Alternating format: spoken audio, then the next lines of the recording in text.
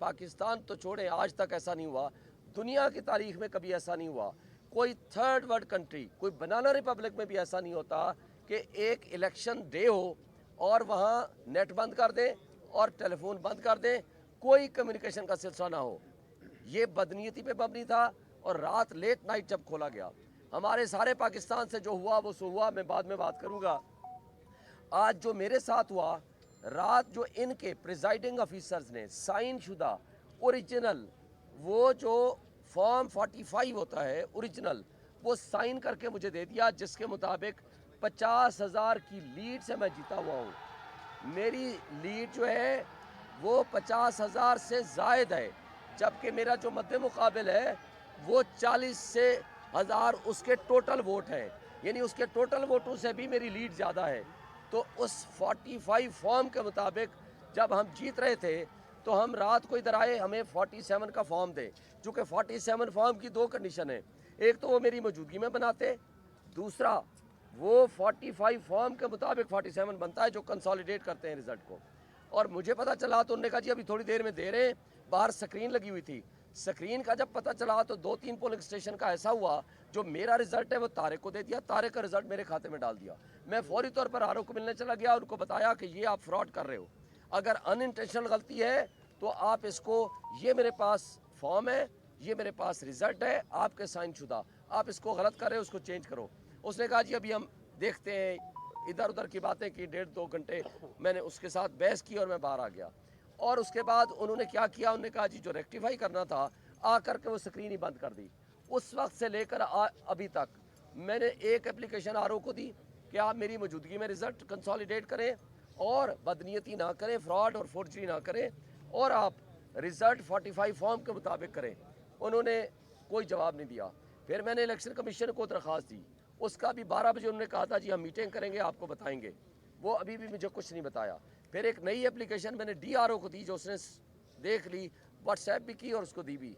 वो दी है district returning अफसर को, जो डीसी होता है, कि जनाब मेरी अदम मौजूदगी में या मेरी मौजूदगी के बगैर आप उसको कंसोलिडेट नहीं कर सकते, ये आरओ फ्रॉड कर रहा है, बदनीयती पे मबनी है, ये रिज़ल्ट चेंज करना चाहता है मेरा। तो उन्होंने भी इसका कोई जवाब नहीं दिया। और आज मैं आपको बताना चाहता हूँ, देखें हमारे पास साबित शुदा, तयशुदा पूरा रिजल्ट से मेरे पास नहीं, मुस्तफ़ा नवाज़ खोकर मेरा अपोनेंट कैंडिडेट था, उसने सुबह मुझे मुबारकबाद भी दी, उसने ट्वीट भी की जनाब मैं शिकस्त तस्लीम करता हूँ, शुएब शाहीन जीता हुआ है। उनके पास भी पूरा रिजल्ट है।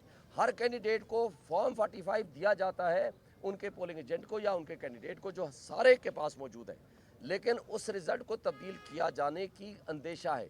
अभी मुझे कोई दोस्त बता रहा था कि कोई रिज़ल्ट आया है, ऑफिशियली हमें कोई नहीं मिला, ना बाहर लगाया है। लेकिन एक अवाम के फैसले को आप बिल्डोज करके इस पूरे रिज़ल्ट को आप चेंज करना चाहते हैं, और वो भी इसलिए कि आपको पसंद नहीं है शुएब शाहीन, आपको पसंद है वो पीएमएलएन का नुमाइंदा जिसके पास अवाम को मैंडेट नहीं है। पूरे इस्लामाबाद में आप दोस्त सारे साफ़ी हो माशाल्लाह, और आप सारे दोस्तों ने कल देखा, एक पोलिंग स्टेशन भी शायद नहीं कह सकते, शायद कोई का दुका हो मुझे नहीं पता, जहां मैं तारिक फजल से पीछे हूं, हर पोलिंग स्टेशन पे ह्यूज डिफरेंस था, आधे से ज़्यादा का फ़र्क था। इवन देहातों में भी इससे ज़्यादा फ़र्क था।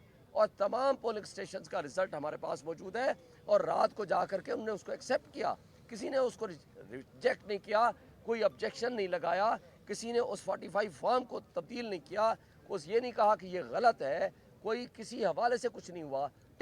और इसकी ज़िम्मेदारी मैं एक बात फिर कहूँगा, सुप्रीम कोर्ट पे भी आती है, इलेक्शन कमीशन पे सबसे ज़्यादा आती है, और ये ब्यूरोक्रेसी जिसने अपनी बदयांती पहले साबित कर दी थी जब हमारे नॉमिनेशन फॉर्म रिजेक्ट किए।